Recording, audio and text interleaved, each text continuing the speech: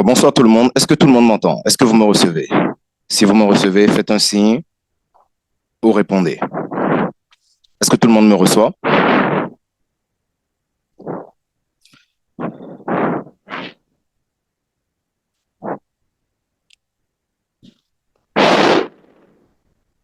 Tout le monde me reçoit. Est-ce que tout le monde m'entend?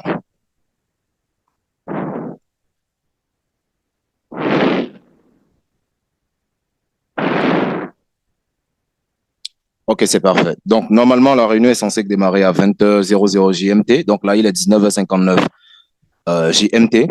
Donc, ça veut dire que nous avons quelques secondes. Eh bien, bien sûr, il vient d'être 20h GMT. Alors, j'espère que tout le monde pète la forme aujourd'hui. Tout le monde va bien. Aujourd'hui, du coup, je pense que nous avions rendez-vous aujourd'hui avec l'enseignement, notamment en ce qui concerne les business en ligne, en particulier le trading. Donc, comme à l'accoutumée, avant de démarrer, je vais donner d'abord la parole à l'audience, essayer de prendre contact avec vous pour qu'on puisse d'abord se connaître avant d'entrer dans le vif du sujet. Donc, sans plus tarder, je vais passer la parole à deux ou trois personnes qui vont volontairement ouvrir leur micro et nous dire d'abord se présenter, nom, prénom, vous nous suivez depuis quel pays et qu'est-ce qui vous a motivé à participer à ce webinaire. Donc, je vous écoute. Alors, un volontaire peut prendre la parole.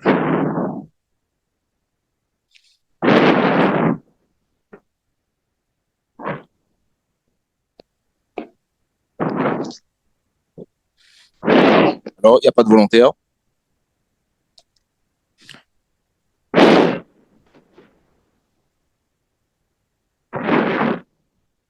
Je pense que c'est maintenant que les gens sont en train de se connecter. Alors qu'en fait, quand on est un leader vient toujours avant l'heure. Toujours avant l'heure. La clé du business, c'est la ponctualité. OK? Donc, désormais, on va essayer d'être ponctuel. Je ferai vraiment en sorte que pour les prochaines réunions, à l'heure pile, plus personne ne pourra plus entrer dans la salle. Parce que le leadership, c'est d'abord la ponctualité. Donc, je vais réitérer un peu la question tout à l'heure. Je vais essayer de... Voilà. Donc, un volontaire peut prendre la parole et se présenter, nom, prénom. OK, je vais passer la parole à trois ou quatre personnes. Nom, prénom. Et vous nous suivez depuis quel pays? Qu'est-ce qui vous a motivé à participer à ce webinaire? Donc, je vous écoute. Un volontaire. Je peux? Allez-y. Ok. Et déjà, moi, c'est Adonsou, comme l'avait Fiogbo. Et je suis togolais, je vous suis depuis le Togo. Parfait. Et bon, oui, je me suis connecté à cette formation, bien ce webinaire, parce que déjà, bon, j'ai commencé aussi le trading. J'ai commencé depuis 2020, 2020, 2021. 2020. Et bon, tout ce qui est trading, moi, je suis là-bas, et, bon, histoire d'apprendre davantage. Du coup, bon, j'aime bien trader les booms et les crashs parce que bon, c'est un marché qui est, bon, pour moi, c'est un marché qui est beaucoup plus simple à trader et puis une base, bon, pour tous ceux qui ont de petits capitals. Voilà un peu. C'est pourquoi je suis là. Merci. D'accord, c'est compris. Merci beaucoup, Firbo. Donc, on va passer la parole à une deuxième personne. Un deuxième volontaire peut prendre la parole et faire exactement de même. Alors, un volontaire.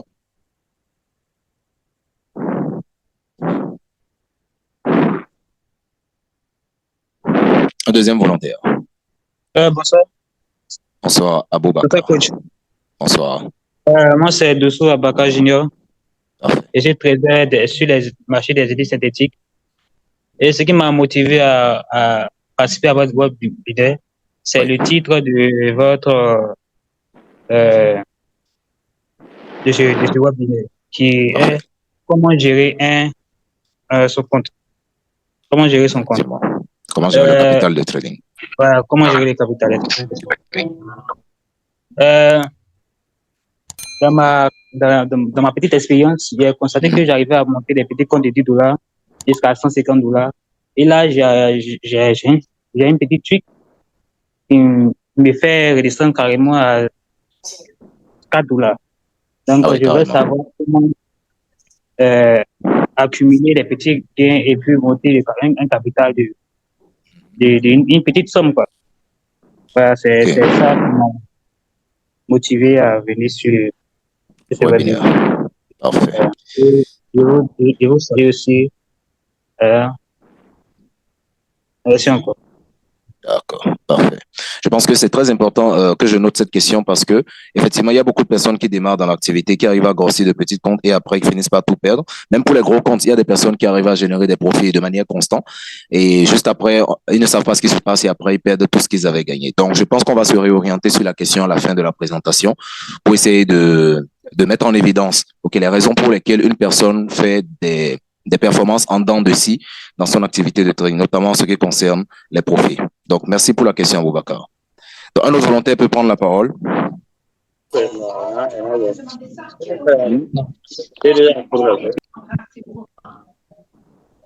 Il a eu mon vidéo, mais je ne sais plus quoi faire. Vidéo, tu as allumé. Alors, est-ce que Christophe a quelque chose à nous dire ou bien c'est une erreur avec le micro? Je pense que c'est une erreur. Alors, un volontaire peut prendre la parole pour faire exactement de même. Je reste à l'écoute. Bonsoir. Oui, bonsoir. Je pense que c'est Pierre qui a la parole.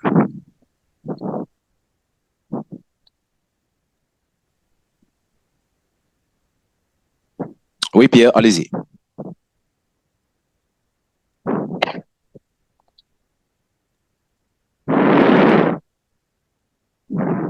Pierre, on vous écoute. Oui, allez-y. Bonsoir. Bonsoir. Mais je viens d'arriver là, je n'ai pas suivi la prochaine personne, donc je viens d'arriver tout juste. Il s'agissait simplement de se présenter, de dire depuis quel pays vous nous suivez et qu'est-ce qui vous a motivé à participer à ce webinaire. Bonsoir, je vous suis au Cameroun, donc je vous suis depuis un bon bout de temps, depuis presque 2 mois à peu près. Je suis vos vidéos sur YouTube et tout, donc je vous suis. Ce que vous partagez en fait, ça m'intéresse beaucoup. Excellent, excellent, super. Ok, c'est parfait. Donc, on va passer la parole à une dernière personne. Je pense qu'il y avait Dieudonné qui avait ouvert son micro. Donc, on va passer la parole à Dieudonné. Ou du moins, s'il y a une dame dans la salle, la dame peut prendre la parole parce que ce ne sont que des hommes qui ont parlé jusque là. Bonsoir, coach. Oui, allez-y. Bonsoir. Moi c'est Léonis André. Moi, Oui. je suis au bout de temps. Bon, moi, je vous suis depuis un moment. Parfait. Moi, je suis sur le marché de Forex. Forex. Donc, mais maintenant, j'étais en train de naviguer tout. J'ai vu votre affiche concernant, concernant ce web business, je peux dire, tout. Donc, le thème, c'était comment gérer son capital, si je ne me trompe pas. Et effectivement, j'ai un problème. Voilà, j'ai un problème à ce niveau. J'ai mais à un certain moment aussi, il m'a eu que je perds. Voilà.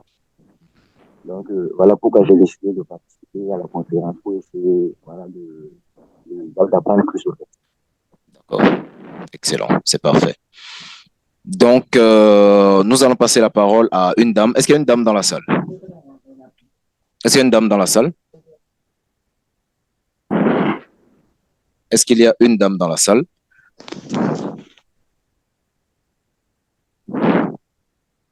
Il n'y a pas de dame dans la salle. Ok.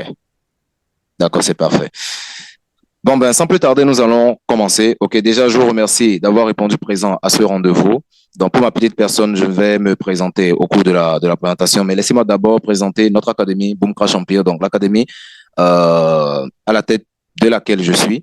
Et notre mission, en tout cas, c'est d'accompagner toute personne qui est sérieuse, de l'apprentissage à la rentabilité dans cette activité de trading. Donc, de raccourcir le temps d'effort et de faire gagner du temps à la personne en leur enseignant, bien sûr, notre système de travail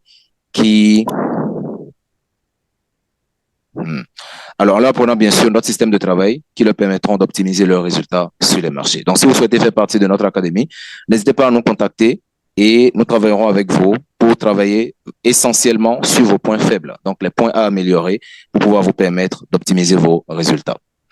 Donc, sur notre site boomcrashempire.com, donc pour ceux qui en tout cas ne connaissent pas encore notre académie et qui viennent d'entrer en contact avec nous, vous pouvez nous suivre sur tous nos réseaux, notamment sur notre chaîne YouTube où nous partageons régulièrement des vidéos pour vous permettre en tout cas d'améliorer votre psychologie, votre approche des marchés, votre compréhension des marchés, ainsi que sur nos différents réseaux où nous partageons bien sûr nos différentes performances sur les marchés. Mais tout ce dont vous avez besoin, vous le trouverez sur notre site Boom Crash Empire. Alors, dites-moi, est-ce que vous voyez le partage d'écran? Oui, oui. Parfait. Donc, sur notre site web, boomcrashempire.com, ok, vous allez retrouver tout ce que nous proposons, en tout cas, pour vous permettre de pouvoir optimiser vos résultats. Donc, nous avons différentes offres de coaching et de formation. Toutes les académies offrent des formations. Mais notre particularité, c'est que nous restons vraiment concentrés sur le problème de la personne. C'est-à-dire, quand vous faites une formation en trading, le coach peut venir parler de sa propre expérience, vous partager ses méthodes et vous laisser tranquille. Alors que nous, on sera vraiment axé sur l'accompagnement personnalisé, dans la mesure où tout ce que vous avez comme problème, nous allons essayer de mettre en évidence cela et de travailler sur ça jusqu'à ce que vous puissiez vous en sortir sur les marchés. Donc, nous offrons des formations et des coachings sur les marchés boursiers, notamment Forex, Nasdaq et Gold, les indices volatilité ainsi que les indices boom et crash qui constituent notre spécialité. Des services de signaux de trading, une bibliothèque numérique qui va vous permettre de pouvoir apprendre constamment à travers différents livres, un bot de trading qui vous permettra de trader efficacement les marchés boom et crash, ainsi qu'une formation d'initiation en trading.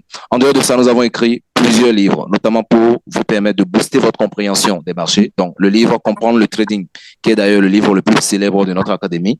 Pour ceux qui l'ont déjà lu, je pense que certains peuvent en témoigner. Donc, ce livre vous permet vraiment d'avoir toutes les notions de base qu'il faut connaître avant de se lancer dans le trading et ce à quoi il faut s'attendre. Bien sûr, la version anglaise, nous l'avons sortie récemment parce que bientôt notre académie va devenir bilingue, où nous pouvons aussi travailler avec des personnes qui sont purement anglo-saxonnes. Donc, le livre Comprendre le trading. En dehors de ça, il y a le livre Guide pratique du money management. Effectivement, ce sera le thème de ce webinaire. Donc, dans ce livre, en tout cas, c'est un carnet qui vous permet de pouvoir gérer la comptabilité de votre activité de trading. Donc, en dehors de ça, bien sûr, il y a mon premier livre que j'ai écrit, le livre Productivité x100. Donc, c'est un livre de développement personnel qui vous permettra de pouvoir booster votre mental pour pouvoir atteindre vos objectifs. Productivité x100, comment gérer son temps efficacement pour pouvoir atteindre ses objectifs de manière générale. Donc, comme vous l'aurez compris, nous ne sommes pas juste basés sur le trading. Nous sommes basés sur, en tout cas, tous les aspects de la vie qui peuvent vous permettre de pouvoir atteindre rapidement, ok, vos objectifs, vos propres objectifs. Alors, en dehors de ça, bien sûr, pour ceux qui demandent tout le temps des choses gratuites, parce qu'il y a des gens qui sont accros au gratuit, nous avons quand même fait l'effort de mettre en place un e-book, ok, qui vous permettra de pouvoir comprendre de manière globale l'activité du trading. Donc, pour quelqu'un qui est intéressé par le trading, qui ne sait pas comment ça se passe et qui ne veut pas encore investir dans une formation ou bien sur les marchés, s'il a envie de comprendre et qu'il n'a pas de quoi s'acheter notre livre pour débutants, il peut toujours télécharger gratuitement l'e-book, tout ce qu'il faut comprendre pour réussir en trading. Donc, dans ce e-book, on balaie de manière globale la notion du trading, la différence entre les traders rentables et les traders non rentables et ce qu'il faut faire pour réussir dans ce métier. Donc, tous les bagages nécessaires dont vous avez besoin pour pouvoir vous en sortir sur les marchés, on travaille jour après jour pour essayer de les mettre sur pied afin de vous faciliter la tâche.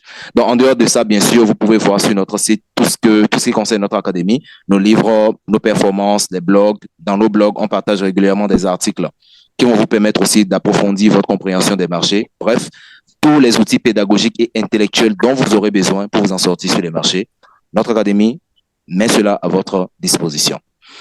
Deuxième avantage, en tout cas, que vous avez à travailler avec nous, c'est la communauté de traders que constituent nos étudiants. C'est-à-dire toute personne qui intègre notre académie fait partie de cette communauté et nous partageons régulièrement des setups ensemble, notre avis, notre opinion des marchés. On essaye de prendre des opportunités ensemble.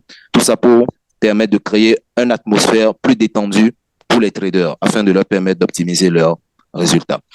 Donc, pour plus de renseignements, vous allez juste sur notre site boomcrashempire.com et là-dessus, vous allez voir tout ce dont vous avez besoin. Oui, bien sûr, je vais envoyer le lien du site sans problème. Alors, on va entrer dans le vif du sujet. Aujourd'hui, le thème de notre présentation qui est la gestion du capital en trading.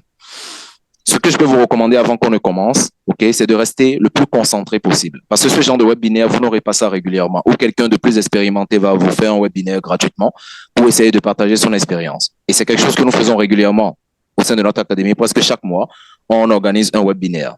Ok. Et pendant ces webinaires, les informations, ça va très vite. Donc, je vous demande de rester extrêmement concentré. Si possible, de prendre un stylo et un bloc-notes et de noter les choses que vous jugez importantes. Ok, pour votre activité. Il y a un micro qui est activé. Voilà, désolé. Donc, je disais que prenez des notes, ok, parce qu'à la fin de ce webinaire, quand vous allez vous coucher, vous allez oublier 90% de tout ce qu'on va dire. D'accord, donc prenez des notes, vous aurez la possibilité de revoir vos notes. Donc, sans plus tarder, on va entrer dans le vif du sujet. Mais avant, je vais présenter ma personne. Donc, quand on parle de Dieudonné Agoumankwa, pour ceux qui ne me connaissent pas encore, mon nom c'est Dieudonné Agoumankwa. Dans la vie de tous les jours, je suis médecin. Donc, quand je dis je suis médecin, c'est aussi pour faire comprendre aux personnes qui pensent que, OK, quand on est coach en trading, c'est que on veut manger l'argent des gens ou bien on veut impressionner les gens, etc.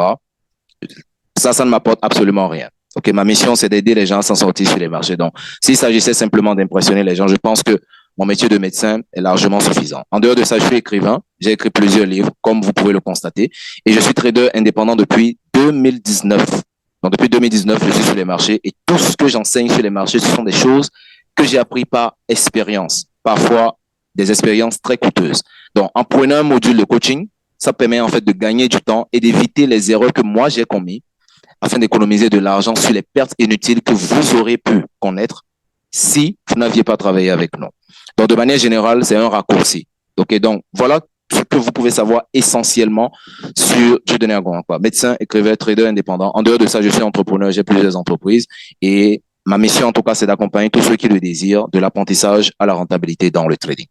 Alors, quand on parle de gestion du capital en trading, je vais vous passer la parole. Quand on parle de gestion de capital en trading, pour vous, qu'est-ce que ça signifie? Un volontaire. Quand on parle de gestion du capital en trading, pour vous, qu'est-ce que ça signifie exactement? Quelqu'un a une réponse? Est-ce que quelqu'un a une réponse?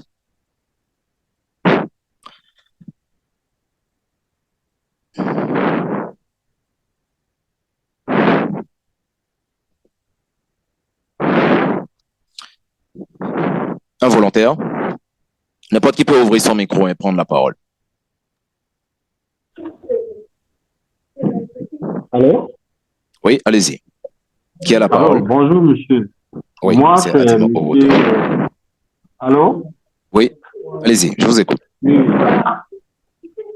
oui, moi, c'est monsieur Edimo du Cameroun. J'appelle depuis Parfait. Douala.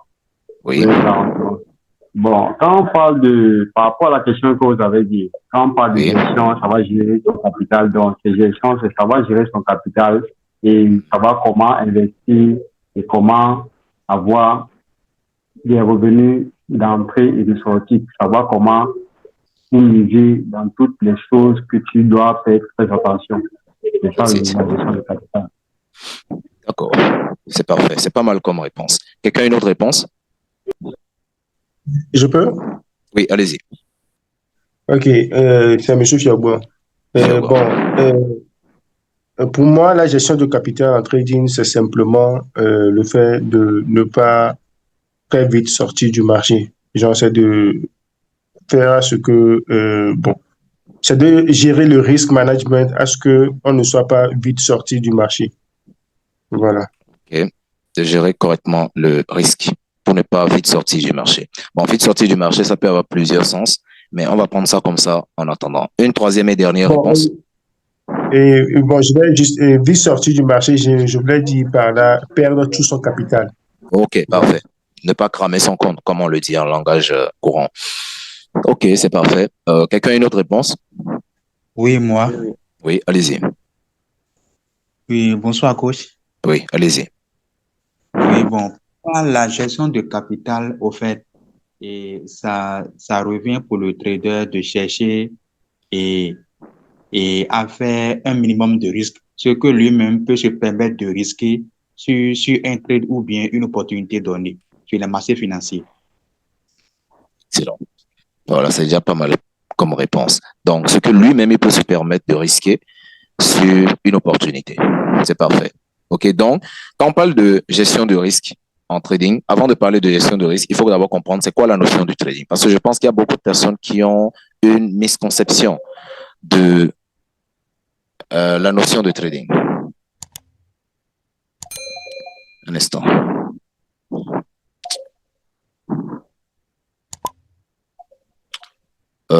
Donnez-moi une minute. Donc, je disais, il y a beaucoup de personnes qui ont une misconception de la notion de trading. Donc, quand on parle de trading de manière générale, pour ceux qui ne le savent pas, c'est un commerce. OK? Un trader, c'est un commerçant. Tant que vous n'allez pas vous considérer comme un commerçant, vous ne pouvez pas être un bon trader. Vous devez vous considérer comme un commerçant parce que le trading, c'est du commerce. Donc, il y a certaines personnes qui tradent comme s'ils étaient en train de jouer. ou bien comme s'ils étaient en train de faire des paris sportifs. Le trading, c'est du commerce. Donc, ça veut dire que c'est une activité qui est sérieuse. Et ce commerce est basé sur l'achat et la vente de produits financiers par l'intermédiaire d'un courtier. Donc, c'est-à-dire, le produit qu'on commercialise, on ne le possède pas en main. C'est un courtier qui nous communique son prix et en fonction du prix, nous, on fait nos achats et nos ventes. C'est comme si j'envoie mon petit frère au marché et je lui demande de m'acheter des tomates. Et lorsque le prix de la tomate va augmenter, de les revendre et de me ramener l'argent. Donc, ça veut dire que j'ai fait une transaction sans pour autant faire un stock de tomates. Et c'est exactement la même chose. OK? Et le principe, c'est quoi? C'est d'analyser un ensemble d'informations pour émettre une hypothèse sur la probable prochaine direction des prix de l'actif que l'on trade.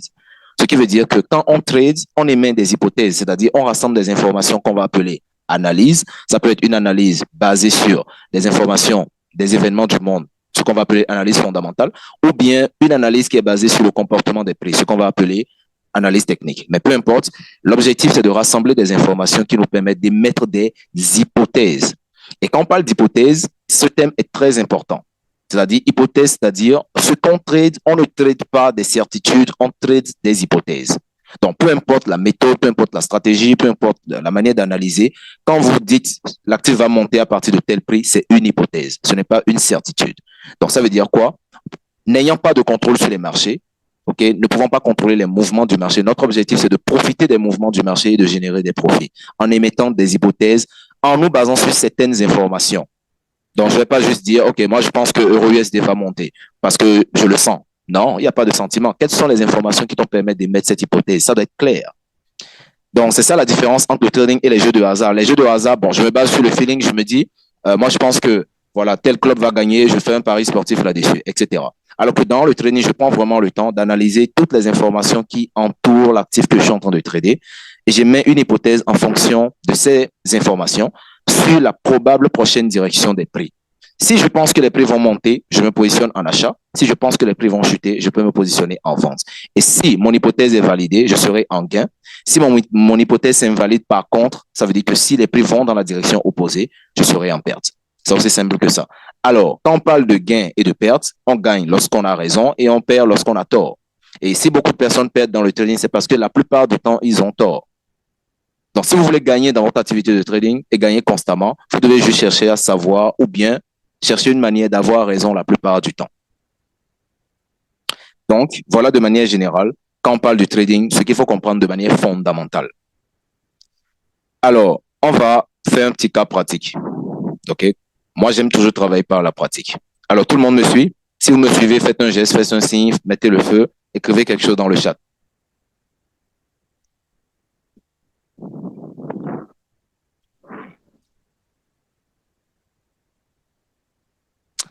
Alors, c'est parfait. Donc, ici, nous avons un actif lambda. Je prends ça, c'est n'importe quel actif. OK? Alors, quand je prends l'actif, actuellement, l'actif est en train d'évoluer. Donc, ce que vous voyez en question, pour ceux qui ne le savent pas encore, c'est des bougies.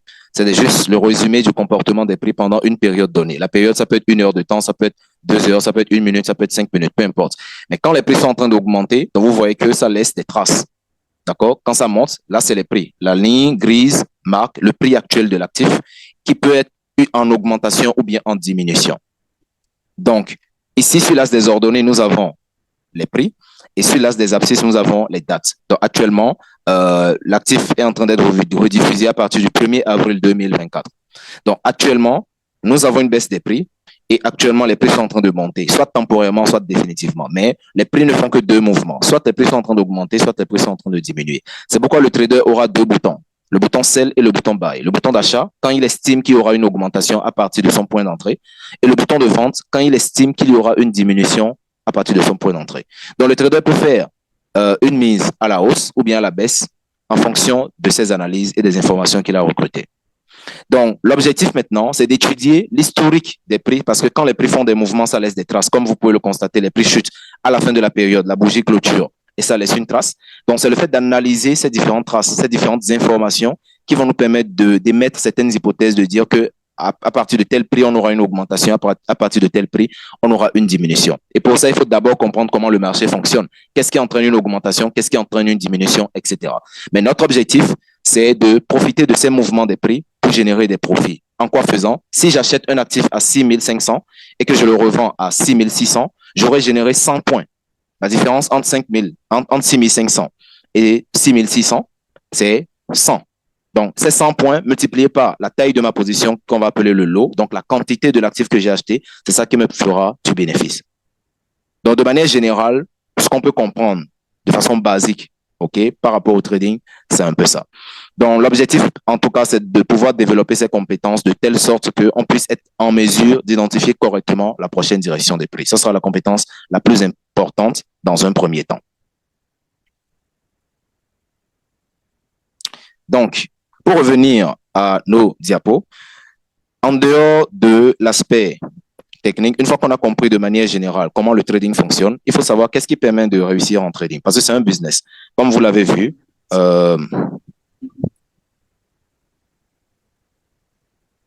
est-ce que quelqu'un a interrompu mon partage d'écran? Un instant.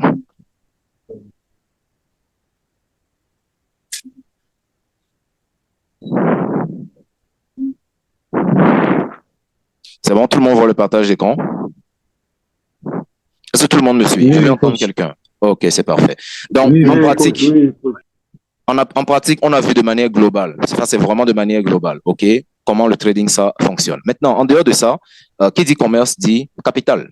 D'accord? Comme je vous l'ai dit au début, tant que vous ne vous considérez pas comme un commerçant, vous ne pouvez pas être un bon trader. Et le commerçant, c'est quelqu'un qui est très organisé. Donc, quand on parle de commerce, on va d'abord parler de capital. C'est quoi votre fonds de commerce? Deuxièmement, on va parler de gestion. OK, on va parler de gestion de la main-d'œuvre, on va parler de gestion des ressources humaines, on va parler de gestion de l'activité, du système, etc. En dehors de ça, on va parler aussi de la comptabilité. Comment l'argent entre, comment l'argent sort. Quand vous avez un commerce, vous ne faites pas de comptabilité, vous êtes sûr de faire faillite. Vous devez comprendre comment l'argent entre dans votre compte, comment l'argent sort de votre compte. Tant que vous n'avez pas de compréhension sur ça, vous ferez juste les choses par hasard. Et c'est ça le principe quand vous vous considérez comme un commerçant en tant que trader, c'est que vous devez être professionnel. Vous devez comprendre comment l'argent entre sur mon compte, comment l'argent sort de mon compte. Quand vous faites un gain, vous devez comprendre pourquoi. Quand vous faites une perte, vous devez comprendre pourquoi. Cela vous permet d'éviter les choses qui vous font perdre de l'argent et de répéter les choses qui vous font gagner de l'argent. Et c'est comme ça que vous deviendrez constamment rentable. En dehors de ça, il y a la notion de probabilité. Quand vous lancez un commerce, vous ne pouvez pas savoir combien de clients vous allez recevoir chaque jour. Vous ne pouvez pas savoir non plus combien chaque client peut vous rapporter, combien chaque client va acheter. Vous ne pouvez pas savoir est-ce que le jour J même il va pleuvoir, vous n'aurez aucun client. Donc, un commerçant, c'est quelqu'un qui joue avec les probabilités dans la vie courante déjà et dans le trading encore plus. Ce qui veut dire que quand je prends une position, je sais qu'il y a la probabilité que je gagne et je sais qu'il y a la probabilité que je perde dans la mesure où je me trompe ou bien si un événement imprévu arrive, comme des annonces économiques par exemple. Et dans ce contexte, il faut que je trouve une manière de sécuriser mon capital. Cela étant, il y a des piliers qui vont me permettre de devenir rentable en trading. Et il y a 3 piliers essentiels de la rentabilité en trading. Premièrement, c'est la stratégie. La stratégie, c'est l'ensemble des méthodes qui me permettent de comprendre quand est-ce qu'il faut entrer en position et quand est-ce qu'il faut sortir d'une position. Donc, il y a des gens, quand ils tradent juste au feeling, c'est-à-dire de la manière dont ils le sentent. Ils se disent, ah bon, moi, je pense que tel actif, ça va monter, donc je vais prendre un buy là rapidement, ou bien je vais prendre un sell là rapidement. Donc, ça veut dire que derrière l'hypothèse qu'ils ont émise, il n'y a rien de solide qui soutient cette hypothèse. Alors que la stratégie, c'est l'ensemble des protocoles d'intervention, c'est-à-dire sur quoi la personne s'est basée pour prendre une position à l'achat ou bien une position à la vente. Et quand la personne génère du profit, la personne est capable d'expliquer pourquoi elle a généré du profit. Et même quand la personne génère une perte, la personne est capable d'expliquer pourquoi elle a généré une perte. Donc, les 3 piliers, le premier pilier, en tout cas, de la rentabilité en trading, c'est la stratégie. La stratégie, c'est l'ensemble des conditions qui doivent se poser avant que vous n'entriez en position. Et l'ensemble des conditions qui doivent se poser avant que vous ne sortez d'une position. Deuxièmement, il y a la gestion. La gestion, quand on parle de gestion, c'est tout ce qui va concerner, l'aspect management de votre activité de trading. Et le troisième point, c'est l'état d'esprit dont il va s'agir de la psychologie, la discipline mentale, la patience et tout ce qui va avec. Mais ça ne sera pas l'objet de cette présentation. Donc, aujourd'hui, nous allons plus nous concentrer sur la gestion qui sera le deuxième pilier de la rentabilité en trading. Et quand on parle de gestion, vous pouvez faire la gestion du capital. Bon, ça concerne la gestion du capital. Il y a aussi la gestion du risque. Il y a beaucoup de personnes qui confondent gestion du capital et gestion du risque. La gestion du risque est différente, de la gestion du capital. Donc, on peut gérer le capital, on peut gérer le risque. Il y a aussi la gestion des trades. C'est-à-dire, quand vous prenez un trade qui va en gain, comment vous gérez ce trade-là de sorte à sortir de ce trade avec le maximum de profit possible. Donc, il y a la gestion des trades. En dehors de ça, il y a la gestion de l'activité de trading en lui-même. Donc, vous voyez que quand on parle de gestion, il ne s'agit pas de dire, ah oui, je fais du money management, je fais de la gestion de risque. Money management et gestion de risque, c'est deux choses complètement différentes. La gestion de risque, ça va concerner la gestion des facteurs de risque de perte, c'est-à-dire quels sont les éléments qui peuvent vous faire perdre de l'argent dans le trading, que ce soit des éléments internes ou bien des éléments externes à votre activité de trading. Donc, ça, c'est les facteurs de risque, ok, de perte. En dehors de ça, il y a la gestion du capital. Comment vous gérez l'argent qui est sur votre compte de sorte à générer du profit et le faire grossir. Donc, pour aujourd'hui, nous parlerons essentiellement de la gestion du capital de trading. Et quand on parle de la gestion du capital de trading, il y a des étapes. La première étape, c'est le dépôt. C'est-à-dire, je suppose que vous avez déjà fait une formation, vous comprenez comment le marché fonctionne, vous avez déjà une stratégie, vous êtes déjà aguerri dans le métier, vous savez comment générer du profit sur un compte démo. Alors, le problème avec les gens, c'est que les gens veulent brûler les étapes. Dès qu'ils savent qu'on peut télécharger rapidement une application, commencer à cliquer sur Buy and Sell, automatiquement, ils sautent, ils font un dépôt et ils veulent rapidement gagner de l'argent. C'est l'erreur monumentale qu'il ne faut pas commettre parce que même s'il y a des choses que vous n'apprendrez qu'avec un compte réel, il y a des choses que vous devez d'abord expérimenter en démo. Donc, tant que vous n'êtes pas performant sur un compte démo, il est inutile de faire un dépôt, OK, sur un compte réel. Donc, c'est la précipitation, en fait, qui fait que les gens ont tendance à brûler les étapes et ne pas respecter le processus. Maintenant, une fois que vous avez respecté correctement le processus, vous avez fait une bonne formation, vous avez une bonne stratégie, vous savez comment générer de l'argent en démo. Maintenant, ce qu'il vous faut, c'est de passer en réel, le plus vite possible en tout cas. Alors, une fois que vous passez en réel, la première étape, c'est de faire un dépôt chez un courtier. Vous faites peut-être un dépôt de $1000, par exemple.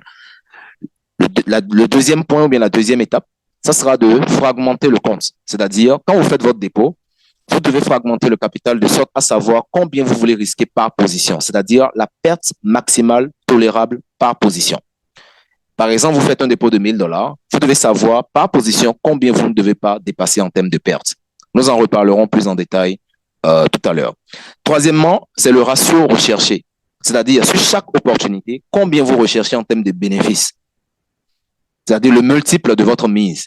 Est-ce que vous allez rechercher 2 fois votre mise, ou bien vous allez rechercher 3 fois votre mise, ou bien 5 fois votre mise, ou bien 10 fois votre mise, ou bien beaucoup plus. Mais en tout cas, quand vous prenez une position, quel est le ratio minimum que vous recherchez sur une position? Ça aussi, il faudra le définir. Et le quatrième point, c'est de définir les limites journalières.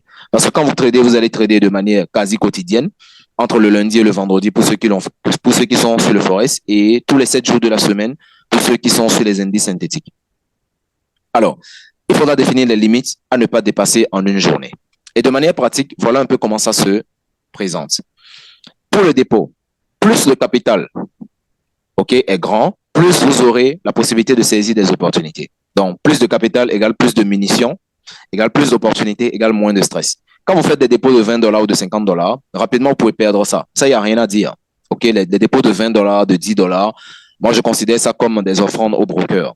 Si dès le début, les choses se passent bien, rapidement, le compte grossit. Vous pouvez faire un dépôt de $10 et ramener ça à $400, c'est possible. Si dès le début, les choses se passent bien. Mais si dès le début, vos hypothèses sont invalidées, les $10 sont partis sur un seul trade ou 2 trades maximum. Donc, ça veut dire quoi? Quand vous faites un petit dépôt, vous êtes aussi dans la prière pour que au début, les choses se passent rapidement bien. Par contre, quand vous avez un dépôt un peu plus conséquent, notamment un dépôt, disons, de $500 ou de $1000, vous êtes plus confortable. C'est-à-dire, même si au début, les choses ne se passent pas bien, vous allez trouver une opportunité qui va tout compenser et vous régénérer beaucoup plus de profit. D'accord? Donc, il faut que le capital soit quand même d'une taille qui vous permet d'être à l'aise, sans pour autant vous exercer ou bien exercer sur vous une pression psychologique. Dans la mesure, par exemple, quelqu'un qui fait un dépôt avec l'argent de son loyer, d'office, la personne est du côté perdant. Pourquoi? Parce qu'il y aura une pression derrière. Donc, s'il n'y a pas de pression, vous serez à l'aise sur les marchés et vous pourrez attendre les meilleures opportunités avant de vous positionner. Mais s'il y a une pression derrière, même quand il n'y aura pas d'opportunité, vous allez vouloir trader coûte que coûte. Donc, faites en sorte que l'argent que vous déposez soit de l'argent avec lequel vous êtes à l'aise. Souvent, vous allez entendre les gens dire « Ne déposez pas plus que ce que vous pouvez vous permettre de perdre ». Mais moi, je dis, vous n'êtes pas sur les marchés pour perdre, vous êtes sur les marchés pour gagner de l'argent. Et les hedge funds n'ont jamais travaillé avec leur propre argent. Ils ont toujours travaillé avec l'argent des investisseurs qui ne peuvent bien sûr pas se permettre de perdre. Mais quand vous savez que vous êtes compétent, vous êtes performant, peu importe d'où est-ce que l'argent vient, vous allez toujours générer du profit avec. Même si c'est de l'argent emprunté, même si c'est l'argent de je ne sais quoi, de votre commerce, etc. Peu importe d'où l'argent vient, quand vous êtes un trader performant, vous pouvez le multiplier. Sauf qu'il ne doit pas y avoir une pression derrière. Dès le moment où il y a une pression derrière l'argent, vous aurez la pression sur les marchés et rapidement faire du n'importe quoi. Et c'est de là que vient le danger. OK? Alors, le deuxième point, c'est la fragmentation. Combien vous voulez risquer par trade? Vous avez un compte de $1000, vous pouvez vous dire, je vais risquer $10 par trade, je vais risquer $20 par trade, je vais risquer $50 par trade. Mais vous devez savoir quelle est la perte maximale tolérable sur une seule opportunité ou la valeur maximale de votre stop loss. Tous les autres qui sont à l'intérieur, Ou la valeur maximale de votre stop loss, ça doit être clair. C'est quand vous prenez une position et que le marché invalide votre hypothèse, combien vous ne devez pas dépasser en termes de perte. Parce que quand le marché va dans le sens contraire, vous êtes en perte. Mais à un niveau donné, vous savez que cette hypothèse a été invalidée ou pas. D'accord? Vous savez que ce trade, ça ne va plus marcher ou bien ce setup a été invalidé. Donc, inutile d'espérer. Mais à combien vous devez limiter vos pertes au maximum? Vous devez le fixer bien à l'avance. Alors, le troisième point, c'est le ratio recherché. C'est-à-dire combien vous recherchez en termes de bénéfices pour chaque dollar que vous risquez sur les marchés. Donc, on parlera d'un ratio de 1 pour 2. Si pour chaque dollar risqué, vous voulez gagner $2. Par exemple, si vous faites, vous prenez une position et que le stop loss est à $10 et que le take profit est à $20, ça veut dire que pour chaque dollar que vous risquez, c'est pour gagner $2. Donc, un ratio de 1 pour 2, ça veut dire que le take profit a la valeur du double de votre stop loss. Donc, la valeur le double de votre mise. Donc, comme ça, si vous allez en profit, vous gagnez $20. Mais si vous allez en perte, vous perdez $10. Donc, vous cherchez le double de votre mise. D'accord? Par contre, quelqu'un d'autre peut, sur le même trade, OK, estimer un ratio de 1 pour 3. Donc, pour chaque dollar risqué, il veut gagner $3. Donc, ça veut dire que s'il risque $10, c'est pour gagner 30. S'il risque $100, c'est pour gagner $300. Donc, ça, c'est un ratio de 1 pour 3. Alors, quelqu'un d'autre va estimer un ratio de 1 pour 4, un ratio de 1 pour 5, 1 pour 6 ou plus. Donc, on peut même aller à des ratios de 1 pour 10 ou bien 1 pour 20, dépendant du type de setup. C'est ça la merveille dans le trading. C'est-à-dire, pour multiplier l'argent, ça dépend juste du ratio. Quand vous prenez un trade et que ça vous fait un ratio de 1 pour 10, si vous avez risqué $100 sur le trade, vous allez gagner $1000. Si vous avez risqué $10, vous allez gagner $100. Donc, on peut tous prendre les mêmes trades et ne pas gagner la même somme, dépendant du risque que chacun est prêt à prendre sur ce trade-là. Mais le plus important, chacun doit connaître son risque et la perte maximale qu'il ne faut pas dépasser sur un seul trade. Après avoir connu la perte maximale à ne pas dépasser, il faut fixer le ratio qu'on veut rechercher. C'est en fonction du ratio que vous allez générer du profit sur le long terme. Parce que c'est le ratio qui va vous permettre de compenser les trades perdants. OK? Alors, les limites journalières, ça concerne la perte maximale journalière et hebdomadaire qu'il ne faut pas dépasser. Ça concerne le profit target journalier et le nombre de trades à prendre par jour. Concernant le premier point, quelle est la perte maximale que vous ne devez pas dépasser sur votre capital? Si vous avez un compte de $1000 et que vous risquez $20 par position, vous pouvez vous dire, si j'atteins $60 de perte en une journée, j'arrête. Pourquoi? Parce que après avoir perdu 3 fois d'affilée, OK, j'aurai envie de rattraper mes pertes. J'aurai une pression. Et quand vous avez la pression, vous prenez plus de risques, ce qui fait que votre capital se dégringole très rapidement. Mais quand vous prenez du recul, vous vous éloignez un peu des marchés, ça vous permet de vous rafraîchir les idées et de revenir d'ailleurs plus frais. Deuxièmement, ça vous permet de revenir dans de meilleures conditions du marché. Parce que des fois, on peut enchaîner des pertes. Même quand on a expérimenté, on peut enchaîner des pertes quand le marché n'est pas dans de bonnes conditions. Vous venez sur un marché et sans aucune raison, le marché commence à aller dans tous les sens. Peut-être à cause d'une annonce économique ou bien quelque chose s'est passé, etc. Le marché va dans tous les sens. OK? Et quand ça va dans tous les sens, rapidement, ça invalide vos hypothèses. Vous prenez un buy, ça va en baisse. Vous prenez un sell, ça va en hausse. Et ça va dans tous les sens. Si vous restez sur le marché pendant ces conditions, vous pouvez enchaîner jusqu'à 10 pertes successivement. Donc, vous devez savoir reconnaître de mauvaises conditions du marché et vous éloigner rapidement du marché quand ça arrive. Et quand le marché est un peu plus stable, là, vous pouvez revenir pour attraper de meilleures opportunités. Donc, vous devez avoir une limite de perte maximale journalière que vous ne devez pas dépasser pour protéger votre capital. Vous devez avoir un profit target, c'est-à-dire à hauteur de combien en termes de bénéfices vous devez arrêter de trader. Donc, c'est ça le problème avec les gens. Souvent, quand on génère de l'argent, quand on génère du profit, on prend des trades, on enchaîne des gains, on a envie d'en générer beaucoup plus. En oubliant que les gains qu'on a générés, c'est parce que le marché était dans de bonnes conditions, parfois. Et que par la suite, le marché peut être dans de mauvaises conditions. Donc, ce qui fait qu'ils enchaînent des gains et tout de suite après, ils commencent à perdre. Donc, le matin, ils ont gagné, le soir, ils ont tout perdu. Ou du moins, ils ont gagné pendant du lundi au jeudi et le vendredi, ils ont tout perdu. Donc, cela est dû au fait qu'ils n'ont pas fixé des limites de gains. C'est-à-dire, sur une journée, je peux dire, j'ai un capital de $100, j'ai un capital de $1000, je vais risquer $20 par position, mais si j'atteins un profit de $100 par exemple en une journée, je peux m'arrêter. Donc, si j'atteins un profit de $100, je peux m'arrêter. Alors, pour ceux qui ont suivi notre vidéo sur notre chaîne YouTube, là où l'un de nos étudiants a généré son premier million sur les marchés grâce à nos différentes méthodes, vous allez constater que j'ai précisé dans la vidéo que quand il a fixé son objectif hebdomadaire, dès qu'il a atteint l'objectif, il a sécurisé sa position et il a laissé le marché. Donc, c'est une attitude qui est très importante. Ce n'est pas parce que vous générez plus d'argent que vous allez chercher à continuer à générer, parce que d'ailleurs, quand vous allez générer de l'argent, vous serez excité, vous serez trop confiant, vous allez prendre plus de risques, ok? Et quand vous prenez plus de risques, naturellement, dans de mauvaises conditions du marché, vous allez générer plus de pertes et perdre tout ce que vous avez gagné. Donc, c'est la raison pour laquelle il faut apprendre à se retirer du marché après une série de gains et se retirer aussi du marché après une série de pertes. Donc, voilà un peu de manière générale, ok? Quand on parle de la gestion de capital en trading, les 4 étapes. Vous faites votre dépôt, vous faites augmenter le capital, vous fixez les ratios à rechercher et vous fixez les limites à ne pas dépasser. Et ça fait partie de votre plan de trading. Maintenant, une fois que le plan est bien fixe, ce que vous allez faire maintenant, c'est respecter le plan avec une certaine discipline mentale. Alors, par exemple, comme je l'ai dit, vous avez un capital de $1000. Vous vous dites, je vais risquer $20 par position. Ça veut dire quoi? La limite maximale de perte que je ne dépasse pas sur une seule position. C'est-à-dire, quand je prends un trade qui va en perte, je ne vais pas dépasser $20. Maintenant, bien sûr, $20, c'est subjectif. Ça dépend de votre tolérance au risque. Ça dépend des risques que vous êtes prêt à prendre. Là où moi, j'ai risqué $30, quelqu'un d'autre va risquer $500, une autre personne va risquer $10 000, une autre personne va risquer $20 sur une seule position. C'est possible. Donc, mais ça dépend de votre poche. Vous tradez en fonction de votre poche. OK? Et vous prenez un risque que vous pouvez tolérer sur une seule position. C'est-à-dire, une position que vous prenez, et même si ça va en perte, vous n'allez pas perdre le sommeil, vous n'allez pas vous énerver, vous n'allez pas vous frustrer, parce que c'est quelque chose que vous pouvez vous permettre. Même si c'est un risque de $5, même si c'est un risque de $3, il faut que vous soyez à l'aise avec votre risque. Maintenant, quand vous aurez bien sûr plus de capital, avec les mêmes méthodes, vous allez générer plus d'argent. Mais si vous n'avez pas beaucoup de capital, vous prenez les risques qui entrent dans le cadre de votre portefeuille. Maintenant, une fois que vous avez fixé la perte maximale à ne pas dépasser, vous fixez aussi le ratio que vous recherchez par position, minimum. Donc, si je risque $20 et que je fixe un ratio de 1 pour 3, ça veut dire que sur chaque position gagnante, j'estime gagner au moins $60, minimum. Si le trade ou le setup ne me rapportera pas $60, je laisse tomber. C'est-à-dire, si je vois que ce setup ne va pas me donner minimum 1 pour 3, je laisse tomber. Donc, bien sûr, les setups, il faut avoir les compétences pour évaluer le ratio de chaque setup. On ne prend pas un trade en se disant, j'espère que ça va monter jusqu'à la lune. Il n'y a pas d'espérance. On se base sur des données. On se base sur des informations pour savoir que ce trade a le potentiel d'aller jusqu'à tel niveau. Et c'est en fonction de ça qu'on évalue le ratio que ça peut rapporter et on décide de prendre ce trade ou pas.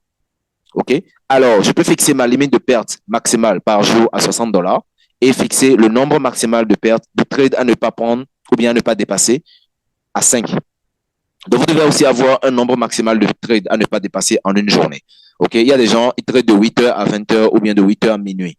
C'est inutile. C'est pas parce que vous prenez plus de trades que vous allez gagner plus d'argent. Au contraire, quand vous prenez plus de trades, vous allez prendre plus de trades de mauvaise qualité parce qu'en une journée, en soi, il n'y a pas, en une journée, même pour un scalper, OK? Même pour un scalper, en soi, il n'y a pas toujours de bonnes opportunités. Peut-être en une journée, sur 3 actifs, vous allez trouver à peine 1, 2 opportunités, 3 opportunités qui sont les best de la journée. Et si vous arrivez à en attraper un seul, ça veut dire que vous êtes déjà bon pour la journée. Sur un seul trade, d'accord?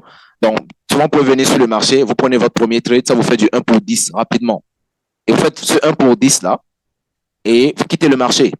Parce que c'était le trade VIP de la journée. Donc, chaque jour, en fait, il y a un gros gibier. Tous ceux qui ont un peu d'expérience sur les marchés, vous allez constater. Chaque jour, il y a un actif qui fait un mouvement assez intéressant. Il y a un actif qui génère vraiment un bon rendement. Et quand vous arrivez à attraper ce mouvement, vous êtes bon pour la journée. OK? Donc, des gens pensent qu'en fait, quand on est scalper, par exemple, et qu'on trade sur M5 ou bien sur M1, on est censé trader tous les mouvements du marché. Non, vous pouvez être un scalper et prendre juste 2 trades dans la journée. Vous pouvez être un scalper et prendre juste 3 trades dans la journée. Comme vous pouvez être un intraday trader, OK, et prendre juste un seul trade dans la journée. Donc, le plus important, c'est pas le nombre de trades que vous prenez, mais c'est la qualité des trades que vous prenez. Et quand vous prenez des trades de bonne qualité, naturellement, vous avez de bons rendements. Et si vous arrivez à prendre un trade qui vous donne votre objectif de la journée, naturellement, vous arrêtez de trader et vous revenez le lendemain. C'est aussi simple que ça. OK? Donc, voilà un peu de manière générale ce qu'il faudra connaître pour les étapes, OK, de la gestion du capital. Maintenant, quand on parle de trading, comme je l'ai dit au début, Le trading, c'est du commerce. Et quand on parle de commerce, ce qu'on recherche, c'est quoi? C'est le bénéfice. Ce qu'on recherche essentiellement, c'est générer du profit. Et le bénéfice, ça peut être un bénéfice positif, comme ça peut être un bénéfice négatif. C'est-à-dire quand vous regardez votre historique à la fin de la journée ou bien à la fin de la semaine, vous savez que vous êtes en profit, mais vous êtes en perte. D'accord? Et ce bénéfice, ça dépend de deux facteurs. D'accord? Le bénéfice unitaire, c'est-à-dire le bénéfice par trade, multiplié par le nombre de trades gagnants ou bien le nombre de trades perdants. Je m'explique. Dans un commerce classique, par exemple, quand vous avez un produit qui vous rapporte 1000 francs de bénéfice, OK? Donc, le bénéfice total que vous aurez, ça sera le profit unitaire.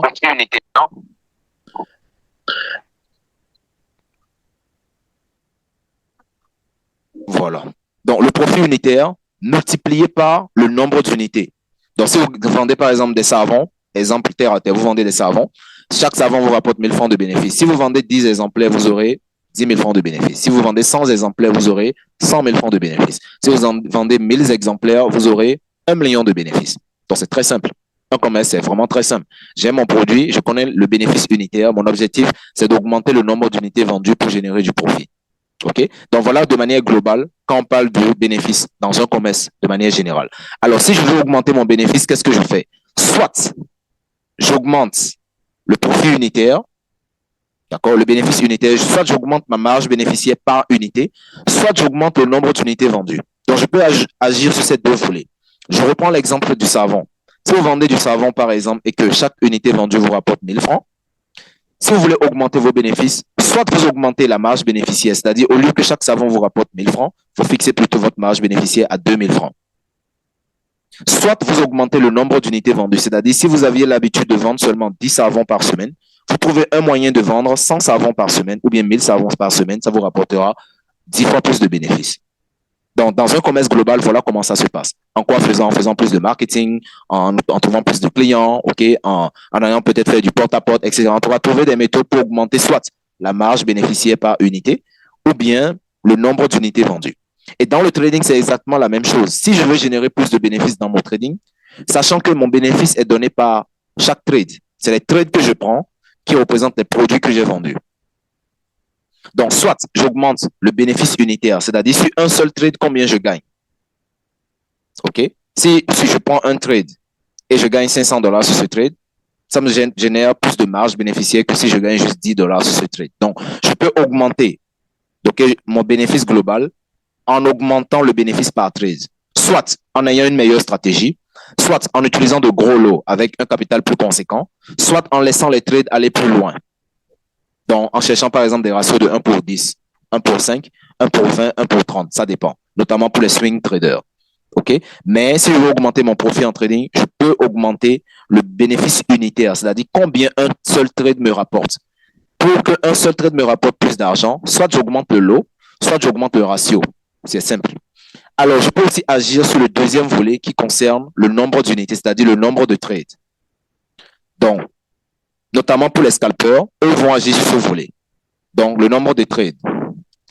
Donc, si par exemple, la personne prend un seul trade et que par trade, il gagne 30 $, s'il arrive à prendre 10 trades gagnants, ça lui fait 300 $. D'accord? Et le défi sera de trouver alors les 10 trades gagnants. Donc, parfois, le travail le plus difficile à faire, c'est d'augmenter le nombre de trades gagnants. Parce que quand vous prenez des trades, vous ne pouvez pas toujours savoir est-ce que le trade sera positif ou pas. Mais le travail le plus simple à faire, c'est d'augmenter le bénéfice unitaire, donc le bénéfice par trade.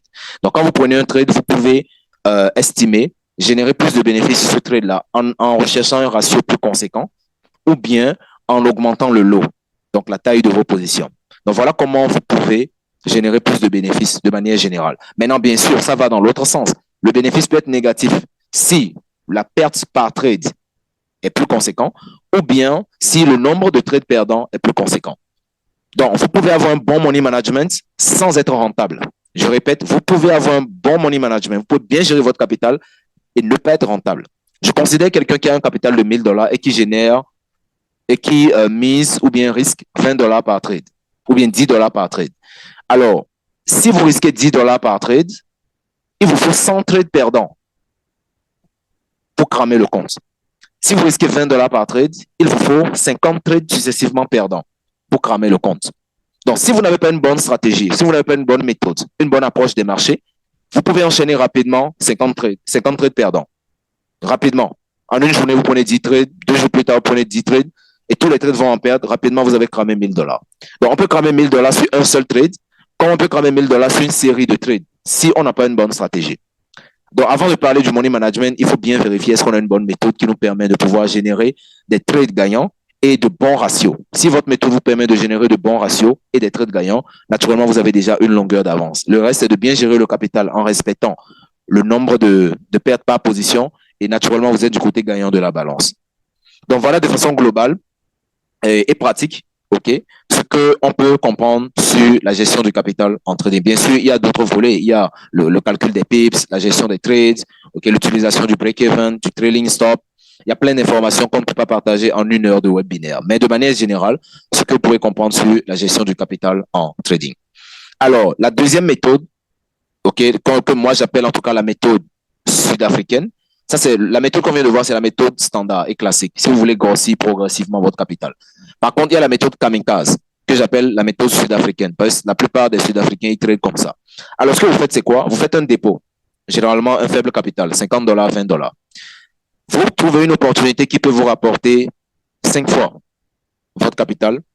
Vous risquez tout le capital sur cette opportunité. Vous prenez le compte de $10. Le premier trade se présente. Vous estimez que ça peut donner un ratio de 1 pour 5. Vous mettez tous les $10 sur la position. Si c'est un ratio de 1 pour 10, c'est pareil. Vous mettez tous les $10 sur cette position. Si ça fait effectivement les 1 pour 5, vous passez de $10 à $50. Si ça fait les 1 pour 10, vous passez de $10 à $100 très rapidement. OK? Alors, le ratio, généralement, les gens ferment les trades à 1 pour 2 ou bien souvent, ils laissent aller jusqu'à 1 pour 5. Pour les plus têtus, ils vont aller jusqu'à 1 pour 10. OK? Alors, pour les limites journaliers, c'est tout ou rien. C'est-à-dire, s'ils perdent le premier trade, ils finissent pour la journée. Pour ceux qui utilisent la méthode kamikaze, quand vous prenez un compte de $50, vous faites le dépôt, vous prenez tous vos trades, vous misez tout le capital sur une opportunité. Si ce trade s'invalide, vous avez fini pour la journée. C'est-à-dire que c'est votre perte maximale journalière que vous avez atteint comme ça. Vous revenez le lendemain, peut-être bien 2 jours après pour essayer la même chose. Donc, c'est comme ça que les gens, en fait, ils arrivent à faire pour grossir très rapidement les comptes de trading. Donc, c'est une méthode qui est extrêmement risquée, mais aussi très avantageuse dans le cas où, si vous voulez rapidement grossir de petits comptes, c'est la meilleure chose à faire.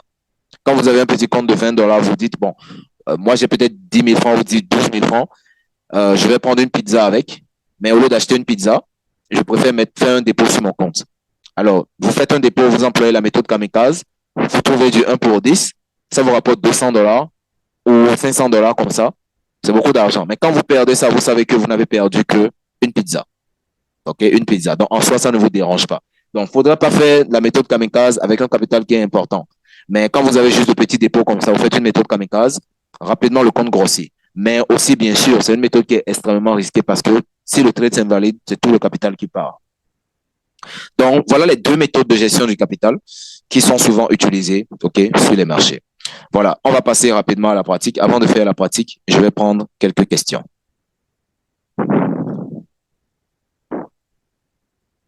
Alors, des questions, préoccupations? D'abord, est-ce que quelqu'un a compris quelque chose?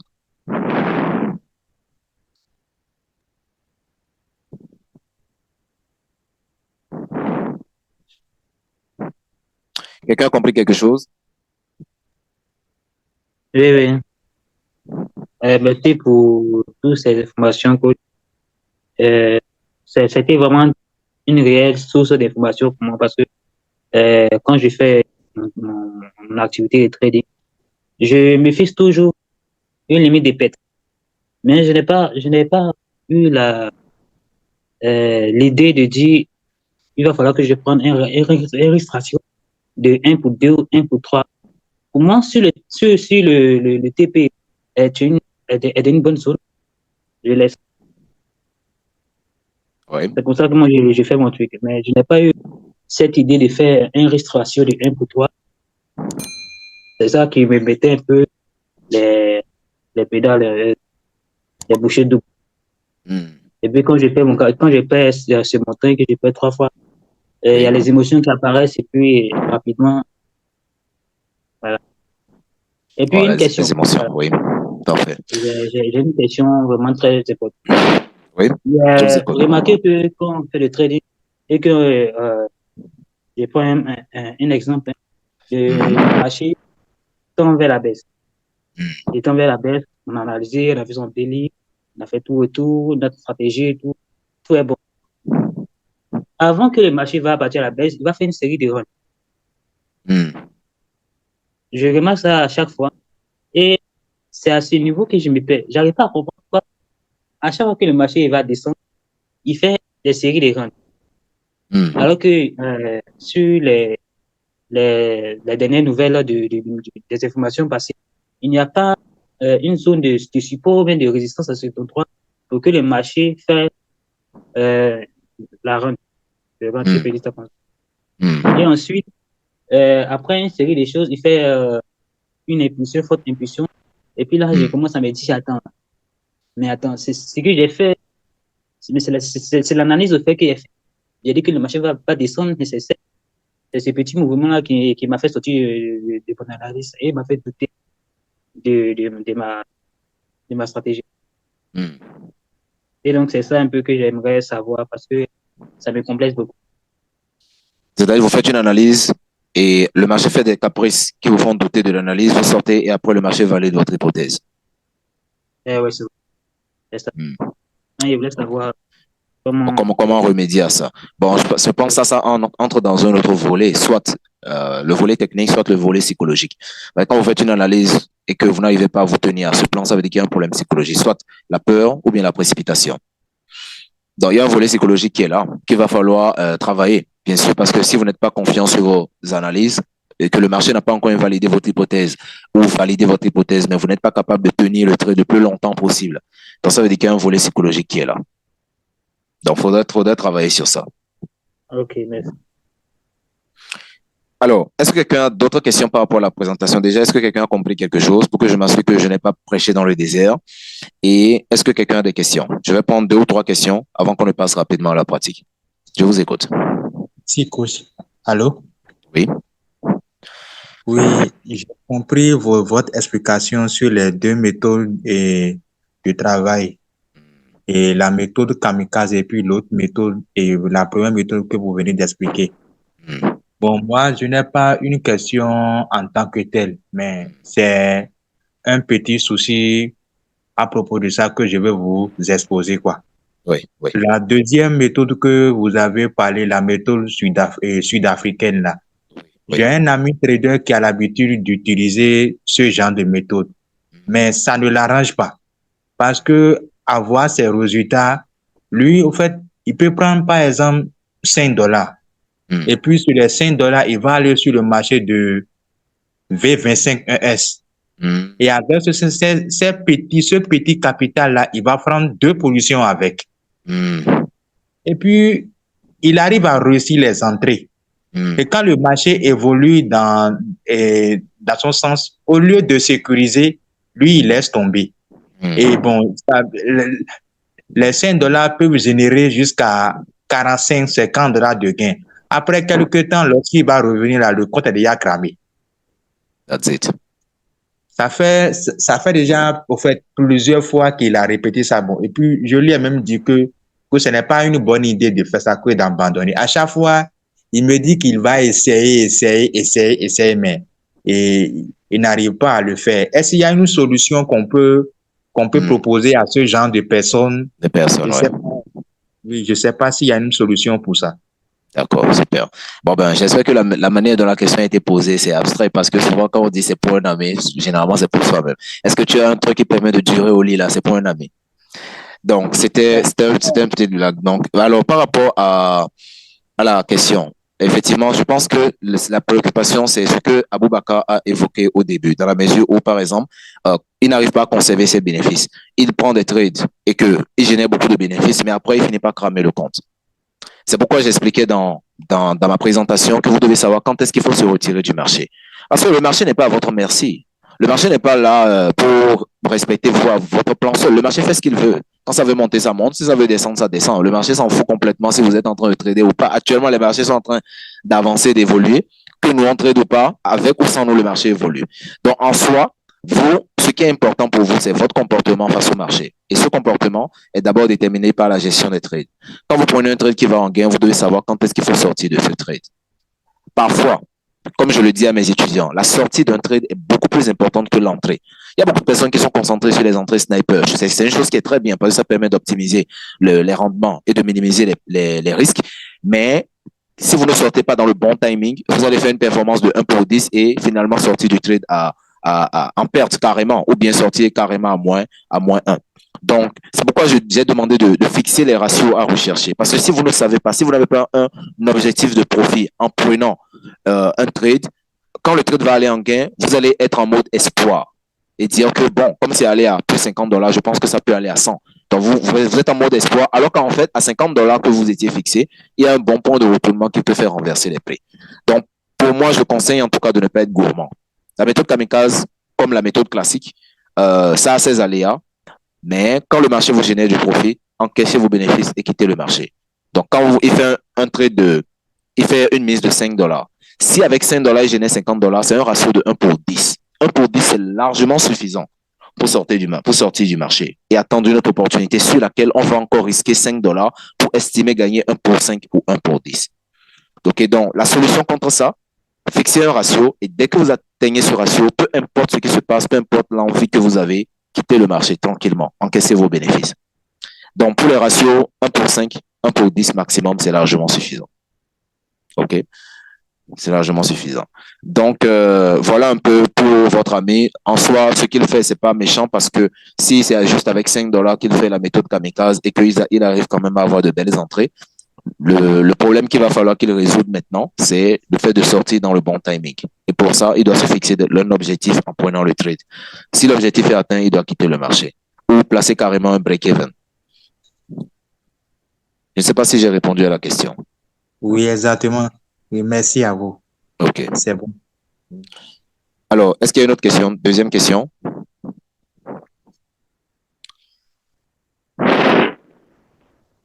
Deuxième question.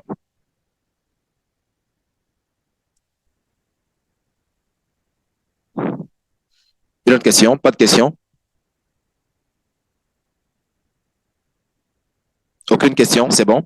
Je peux continuer? Bon, OK. C'est parfait. Alors, j'aurais besoin d'un volontaire pour la séance de simulation par rapport au money management. Est-ce que quelqu'un veut participer à la séance de pratique? Un volontaire.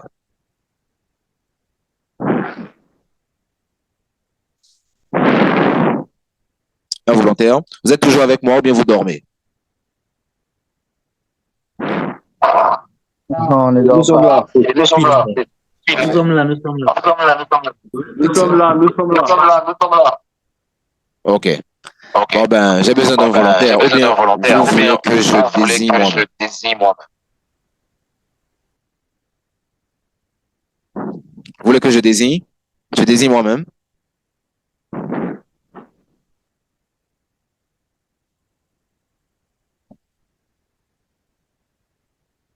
OK. Bon, ben, moi, je vais désigner. Alors, je vais choisir par hasard Benjamin. Est-ce que Benjamin est là?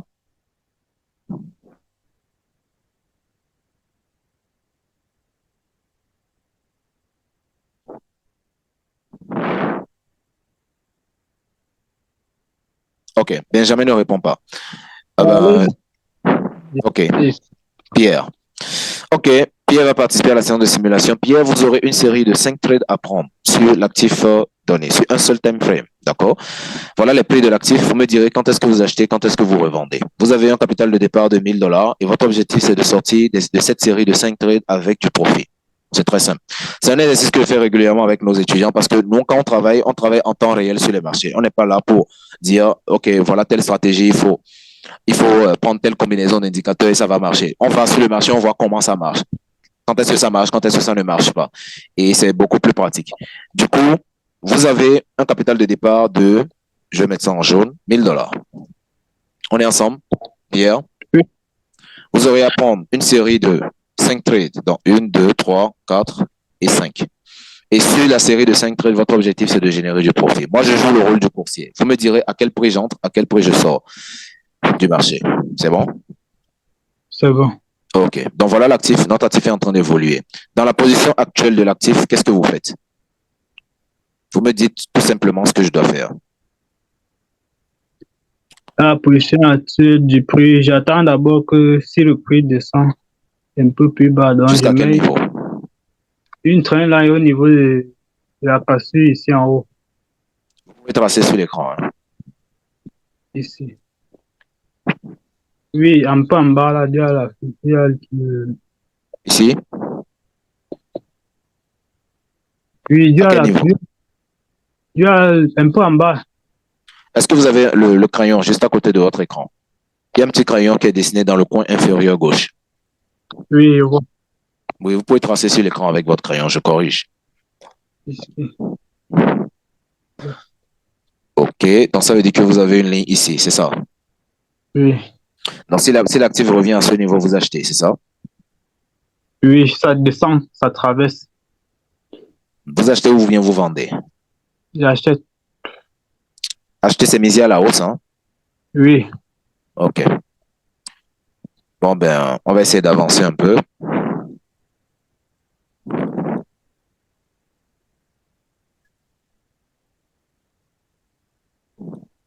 Donc, notre actif a atteint votre niveau actuellement. Une oui. bougie à clôturer en dessous. Qu'est-ce que vous faites? Bon, là présentement, je vais regarder la bougie qui se fait sortir pour acheter. Voilà. La bougie qui va sortir. Oui, Voilà ce que nous avons. Qu'est-ce que vous faites? là, il va acheter. Vous achetez directement au prix actuel. Oui, OK. Donc, premier trade placé à 6610. Il a acheté l'actif à 6610. Euh, Où est-ce que vous placez votre stop loss? Ou bien vous n'en mettez pas? non, je vais mettre le stop loss tout juste en bas ici, je crois bien. D'accord. Alors, quelle valeur fixez-vous à ce stop loss?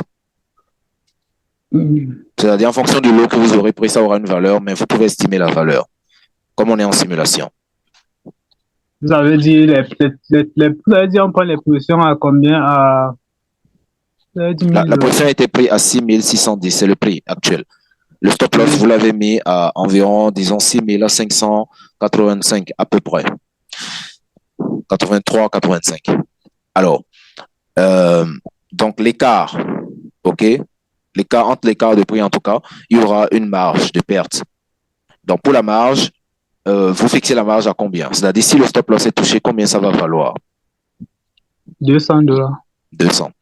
Donc notre ami a risqué $200 sur la position. Donc ça veut dire que nous avons un stop loss à $200. Où est-ce que vous placez votre take profit? Tout juste en haut là. À quel niveau? OK. Le take profit est placé au niveau du précédent sommet. Alors, quand on regarde la marge du stop loss par rapport à la marge du take profit, ça vaut combien? Le take profit vaut à peu près quel multiple du stop loss? 1 pour 2. Voilà. Ouais. Donc, à peu près approximativement le double. Ça veut dire quoi? Si la position se valide, vous allez gagner $400. On est d'accord?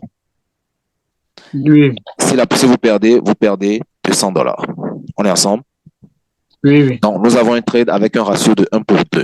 Donc, pour chaque dollar risqué, vous estimez gagner $2. Donc, c'est le double du stop loss. Donc, on lance notre simulateur pour voir comment le marché va évoluer par la suite.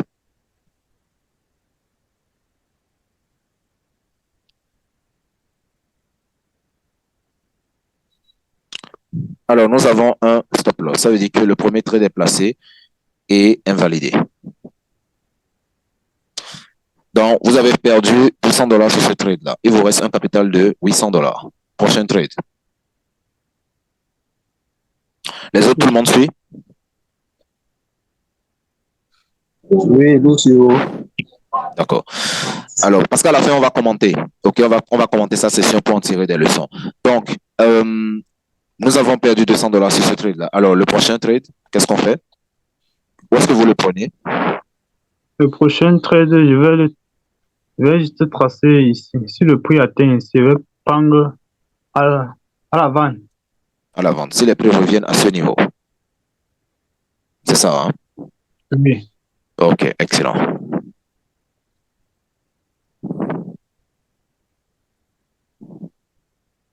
Et par contre, si ça arrive à ce niveau, il prend l'achat. Quel niveau? Si ça vient là, c'est ça? Oui. OK, à l'achat. On regarde alors. Ça atteint le niveau. Donc, vous avez acheté, c'est ça? Oui, je vais mettre le stop loss encore un peu plus en bas. Complètement en bas, là. Oui. Bon, mais un instant, je vais pincer un peu notre graphique. Donc, ici, nous avons le point d'entrée qui est là. Oui. Alors, nous avons le point d'entrée qui est ici, là, OK, à l'achat et ici à la vente. Donc, on est entré à l'achat. Le stop loss sera à quel niveau tracé? Tracé, là. À quelle valeur estimez-vous le stop loss? À 150. $150. Le take profit est à quel niveau? Je dirais d'où j'ai mis l'achat. D'où j'ai mis à la... Pardon. OK. Donc, on a le stop loss ici à $150, là. Et le take profit à combien? Bon, alors, quelle est la marge? Ici, hein? Oui. Voilà. Donc, en termes de marge, combien vaut le take profit par rapport au stop loss? Je dirais 1 pour 2,50. Oui, 1 pour 2,5. Donc, ça veut dire que si vous risquez $100 donc $150 sur la position, OK, donc ça veut dire que le stop loss est à $150, le take profit est à peu près $400, 425. On est d'accord? On est d'accord. Donc, ça devrait faire 300 plus 75. 375 plutôt. Hein. 375. Voilà. Donc, on est à $375 pour le take profit. Donc, on met en marche notre simulateur, voir comment le marché va évoluer.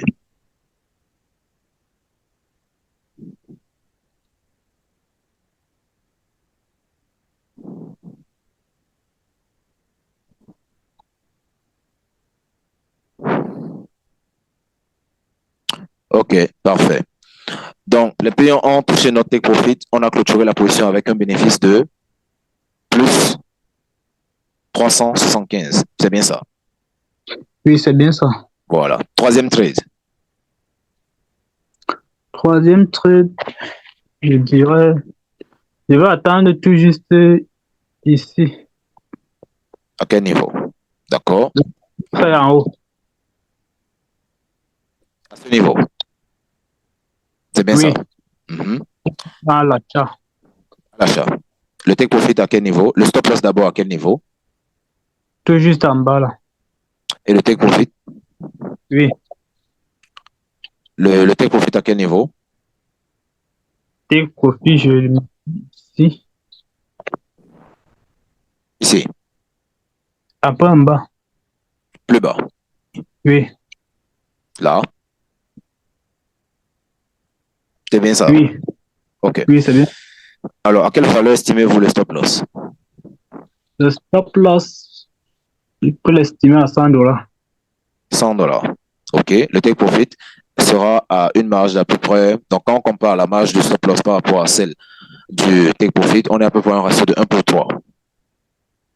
C'est ça. On est d'accord. Donc, quand vous risquez $100 sur cette position, ça veut dire que vous estimez gagner $300. C'est ça. Voilà. Donc, on met en marche notre simulateur.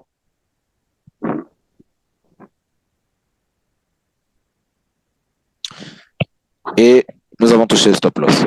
Quatrième trade. Quatrième trade. Oui. Quatrième trade. Je vais tracer le trait. Oui.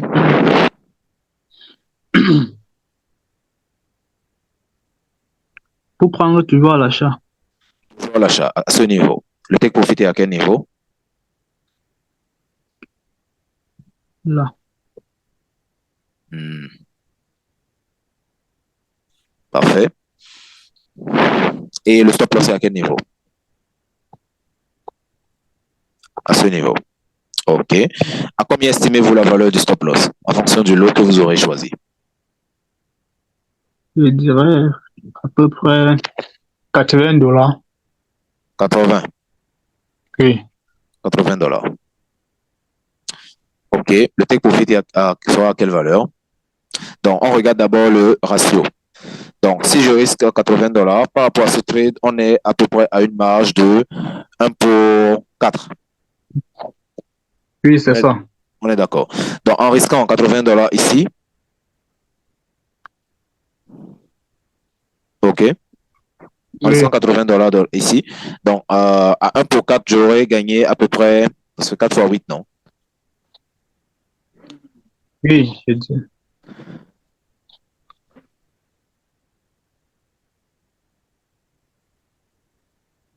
32, donc 320. 42. Oui, $320, plutôt 320. Donc, je vais gagner $320 ici. OK? Bon, ben, on met en marche le simulateur pour voir.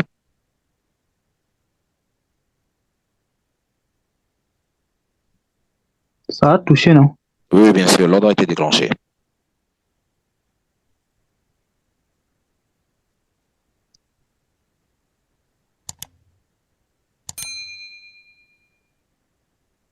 Stop loss. Et surtout, cette trader ne protège pas la position. En break-even. Oui, bien sûr, il y aura la notion de break-even qui peut annuler la position ou sortir avec un petit profit. OK? Mais on va travailler de façon classique. D'accord. Les gains moins les pertes. Alors, ici, on a fait un profit de moins $80. Dernier D'accord. trade. Dernier trade là, présentement. L'arrière, là, je ne vois pas le derrière, c'est ça. Le derrière, je pense qu'on est dans un vide absolu. Ouais, dans un vide absolu. Là, présentement, je vais tracer ici, dans la zone ici. Où ça? Ici. Les autres, vous êtes toujours avec nous? Oui, oui, ils sont là. Je suis. Donc, on va tracer ici. À quel Non, niveau? ici, le nouveau trait que je veux tracer ici présentement. Là. OK. Elle va prendre à l'avance. À la vente, à ce niveau. Oui. OK, on attend de voir.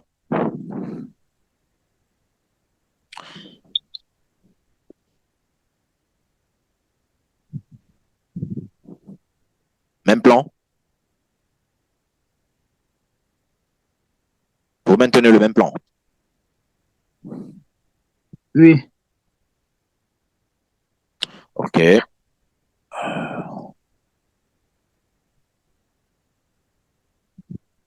Si vous changez de plan, vous me dites.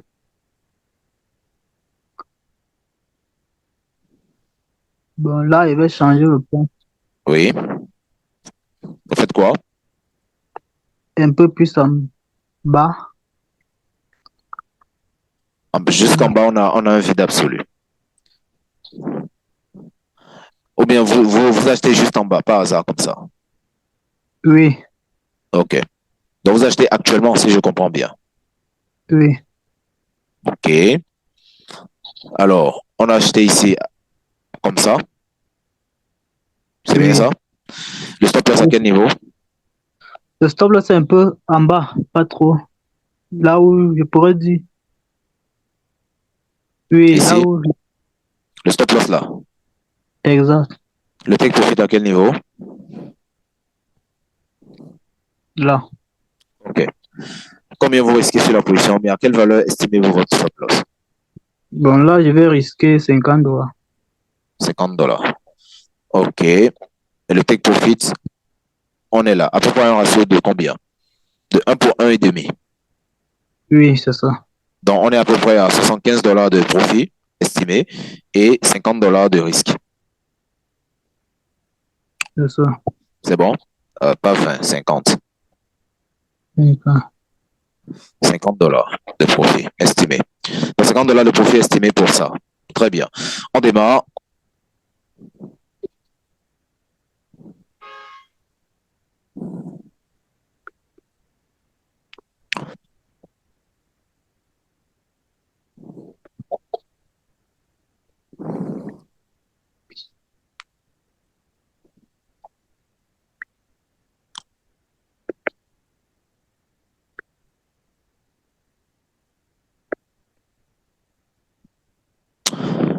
OK, on clôture avec une perte de moins $50 pour le dernier trade. On est ensemble? Oui, on est ensemble. OK, donc là, nous avons au total, sur une série de 5 trades, nous avons au total un seul trade gagnant et 4 trades perdants. Pour un total qu'on peut estimer à peu près, laissez-moi calculer. Donc, nous avons premièrement, dans un premier temps, $375, moins $200, moins $100, moins $80, moins $50. Nous avons un profit d'à peu près moins $55 sur les $1,000.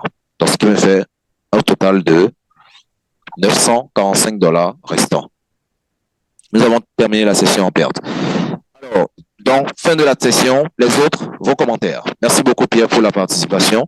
Du coup, nous allons passer la parole aux volontaires pour commenter cette session de simulation. Tout ce que vous avez pu constater, ce que vous aurez pu apporter, ce que vous-même vous auriez pu faire par rapport à tout ce qu'on a dit. Donc, on reste à l'écoute. Un volontaire? Oui, je peux commenter un tout petit peu. Allez-y.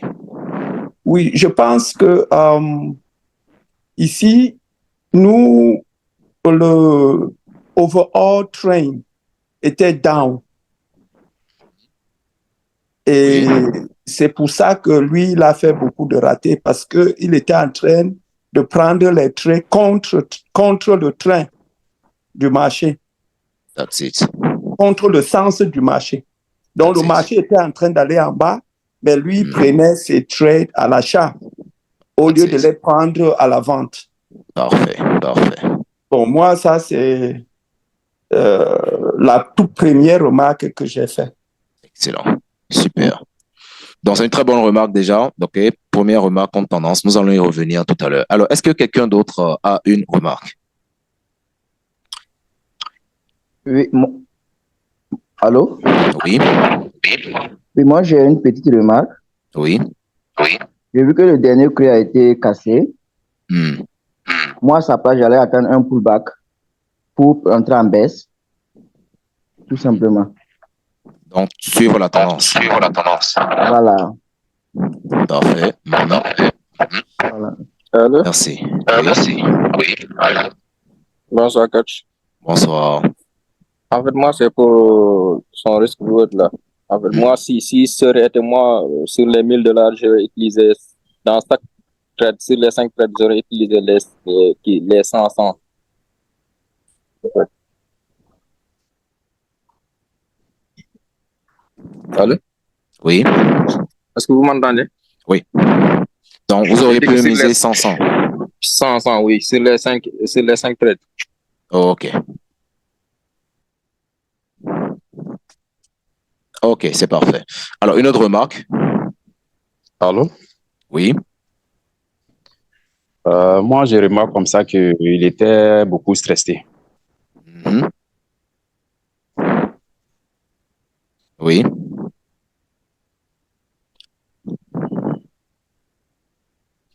Beaucoup stressé, c'est parfait. Alors, une autre remarque. Allez-y, hein, lâchez tout. Allô? Bonsoir. Moi, j'ai une remarque. Oui. C'est que le gars en question n'a pas eu le temps d'identifier les plus hauts et les plus bas. Il n'a pas eu le temps? Identifier les plus hauts du marché. Sur le mouvement, il voulait prendre à l'achat. Il devait au moins savoir que le mouvement va partir à la baisse, donc faire des intuitions et faire des corrections. D'où les mouvements des plus bas alignés à la hausse. Montrer la direction du tendance à la hausse. C'est parfait. Allô? Oui, allez-y. Allô? Oui, allez-y. Ewodo. Oui. Donc, en fait, moi, je dis qu'il devait plutôt passer les lignes balance en fonction à partir du premier achat qu'il a eu. À partir du premier achat qu'il a eu, il devait juste regarder la tendance. Donc, quand il a eu la première, la deuxième, quand il a eu désolé pour le français. Quand il a eu l'achat, il devait plutôt regarder c'est Limbalin, et maintenant miser à la vente. À travers de la vente, maintenant, il regarde en fonction des bougies et la tendance qui fonctionne. Donc là, il pouvait acheter, mais il ne pouvait pas acheter au niveau des trades plus longs. Il pouvait faire à court terme, pas trop pour avoir au moins presque à 40% de plus que le bénéfice qu'il a. Pas trop miser. Parce que la tendance était tellement baissée en cours long. Oui. Oui, c'est à peu près cette histoire aussi. Alors, il a beaucoup trop risqué. C'est à peu cette histoire que j'ai un peu essayé de regarder. Parfait. Trop de risques. Ok, excellent. D'accord. Quelqu'un d'autre Bonsoir, coach. Oui, allez-y. Oui, bonsoir, coach. Oui. Bonsoir. Je revenais par rapport à l'analyse là. Oui. Il n'a pas eu le temps d'analyser le marché pour déterminer la tendance du marché. Voilà pourquoi il tradait en contresens. En contre-tendance. Voilà, contre-tendance. Voilà, c'est ça que j'ai. Merci. Parfait. Alors, une dernière remarque. Allô? Oui. Bonsoir. Bonsoir. Bon, selon moi, la remarque que j'ai faite, il doit encore retravailler sur la gestion du trade en cours. La gestion du trade en cours. En quel sens? Le trade management. Oui, le trade management. En quel sens? Bon, parfois, il doit comme savoir quand il doit mettre BE ou quand il doit sortir ou quand il doit couper sa position, quoi. Parce qu'il y a des positions qui sont allées en positif puis en perte. Voilà. Des positions qui sont allées en positif, ensuite qui sont revenues en perte. Oui. C'est bon, on est ensemble? Oui, c'est ça. Ok, c'est parfait. Donc, effectivement, ok. Donc, il y a aussi, par rapport aux différentes remarques, je pense qu'il y a aussi la notion de trade management. Donc, en 7, on va mettre le trade management. Le trade management. Voilà. Donc, en ce qui concerne les remarques, ok, tout le monde me suit? Déjà, merci pour la participation de tout le monde. Donc, en ce qui concerne les remarques, il y en a plein. Mais la plus importante, ok, en ce qui concerne d'abord l'aspect technique. Donc, comme je vous l'ai dit, le trading, votre rentabilité, ça ne va pas sortir de ces trois piliers. Soit ça sera un problème de technique, soit ça sera un problème de gestion du capital, soit ça sera un problème de psychologie. Et dans la séance de simulation de notre ami Pierre, nous avons pu voir tous ces 4 points ou bien tous ces 3 points qui n'ont pas été respectés. Premièrement, l'aspect technique. Alors, je disais tantôt que la base de la rentabilité, c'est de savoir correctement identifier la direction des prix. Parce que peu importe qu'on soit trader SMC, trader price action, trader order flow, profile volume, ICT, peu importe la stratégie, le modèle de stratégie qu'on utilise, la priorité, c'est d'identifier correctement la direction des prix. Et la direction des prix est révélée dans un premier temps par la tendance. Donc, ce qui veut dire qu'à chaque fois qu'on va trader en compte tendance, nous avons plus de risques de perdre que de gagner. Donc, la priorité sera de rechercher la tendance et de savoir dans quelle direction, a priori, il faut trader. Parce qu'on peut trader aussi en compte tendance, mais en scalping ou bien en cherchant un point de retournement. Mais si on trade tout le temps en contre-tendance, sans vraiment prendre le temps de comprendre l'humeur du marché actuellement, donc naturellement, on va enchaîner beaucoup de pertes. Le deuxième point, en ce qui concerne l'aspect psychologique, effectivement, il était un peu stressé parce que j'ai comme l'impression qu'il enchaînait rapidement les trades. Parfois, il faut prendre le temps d'observer le marché. Ok, certes, on est allé en mode accéléré, mais il faut prendre le temps d'observer le marché pour voir réellement, sur quoi est-ce qu'on est en train de se baser pour prendre les positions. Le troisième point, bien sûr, c'est l'aspect money management. Alors, je l'ai précisé tout à l'heure dans le cours, tous les trades doivent avoir les mêmes risques. C'est-à-dire, quand vous décidez de prendre un risque sur un trade, le risque doit être standardisé de telle sorte que tous les trades puissent avoir les mêmes risques. Donc, tantôt, il risquait $200 sur un trade, sur l'autre trade, il risque $100, sur l'autre trade, il risque $150, sur l'autre trade, il risque $80, etc. OK? Ça peut être une approche efficace quand vous subissez un drawdown. C'est-à-dire, vous avez un compte de $1000, vous avez perdu peut-être $200, $300 dans le compte et vous voulez remonter la pente. Donc, il va falloir réduire un peu les risques pour pouvoir compenser au fur et à mesure. Mais tant qu'on n'est pas encore à ce stade, ok, les risques doivent être standardisés. Parce que si vous ne conservez pas les mêmes risques sur tous les trades, même si vous gagnez certains trades, si sur ces trades-là, vous n'aviez pris que peu de risques, les gains que ça va générer ne pourront pas compenser les pertes des trades sur lesquels vous avez pris de gros risques. Donc, tant que le risque n'est pas standardisé, vous ne pouvez pas avoir un plan de récupération de vos pertes. C'est la raison pour laquelle les risques doivent être standardisés. La perte maximale par trade doit être la même sur tous les trades. OK?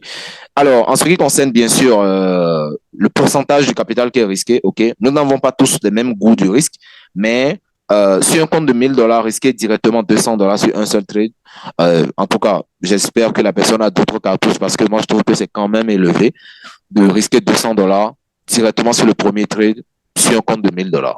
C'est énorme. OK? C'est énorme. Donc, en dehors de ça, bien sûr, il y a l'aspect trade management. Comment gérer le trade en cours de sorte à sortir avec le maximum de profit. Mais comme ce n'est pas l'objet du jour, on n'a pas vraiment accentué dessus. Donc, voilà de manière globale ce que nous pouvons retenir de cette séance de simulation. OK? Donc, voilà. Pour notre ami Pierre, il va falloir bien travailler sur l'aspect technique pour bien identifier les directions des prix, les bons points d'entrée. En dehors de ça, travailler sur son aspect money management pour pouvoir gérer correctement les risques en ayant déjà les mêmes risques sur tous les trades et en gérant correctement les trades en cours pour sortir avec le maximum de profit, même si le trade ne va pas toucher son take profit, quand même sortir avec un minimum de profit. Maintenant, bien sûr, après ça, il va falloir être complètement détendu et détaché pour prendre de meilleures décisions. Donc, voilà de manière globale ce qu'on aurait pu retenir de cette séance quand il s'agit de la gestion du capital de manière pratique. Alors, je vais prendre les dernières questions avant qu'on ne se sépare. Est-ce que vous avez des questions? Des questions? Préoccupations? Coach, j'aimerais savoir les stimulateurs de quoi là, des stimulateurs là, ça fonctionne sur le téléphone ou c'est seulement sur le PC? Non, c'est seulement sur le PC. D'ailleurs, il y a plusieurs fonctionnalités que vous n'avez pas avec le téléphone. Il faut un ordinateur. D'accord. Alors, d'autres questions? Bonsoir, coach. Bonsoir. C'est Abel. Oui. Oui, coach, j'ai une question par rapport au risque management. Oui. Lorsque vous prenez un premier trade, par exemple, l'exemple qui était là, il a pris $200 comme premier trade, comme SL du premier trade, oui. qui a touché son SL. Oui. Maintenant, le deuxième trade, il a fait un take profit. Oui. Maintenant, le troisième trade également, il a pris un SL. Quatrième trade, un SL. Maintenant, je veux savoir, parce que dans votre intervention, vous avez dit de standardiser le stop loss. Oui, le risque. Je veux savoir, lorsque vous encaissez des pertes au fur et à mesure, est-ce que c'est normal de standardiser le stop loss? Bon, normal de standardiser le stop loss. Je l'ai dit tout à l'heure, quand vous subissez un drawdown, c'est-à-dire vous subissez une série de pertes et que une grosse partie du capital a été épuisée, il est normal de réduire le risque pour pouvoir compenser. OK? Mais si on n'est pas à ce niveau, bien, on n'est pas dans cette approche, il est mieux, même si vous subissez un drawdown, il faut conserver les mêmes risques sur tous les trades.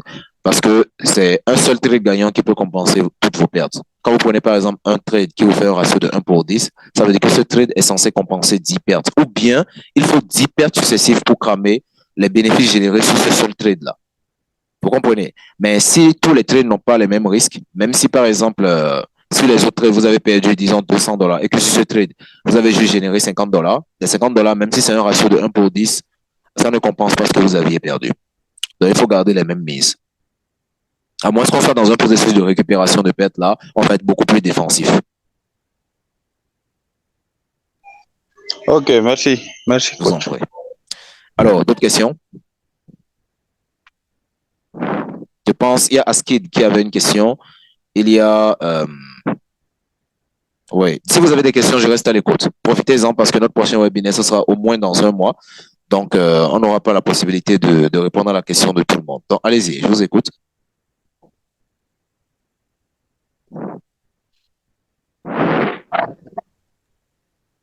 Ma question, oui.